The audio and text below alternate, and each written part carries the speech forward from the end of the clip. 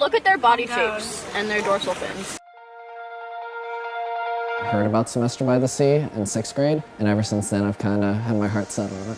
For these 24 students, this is a semester they'll never forget.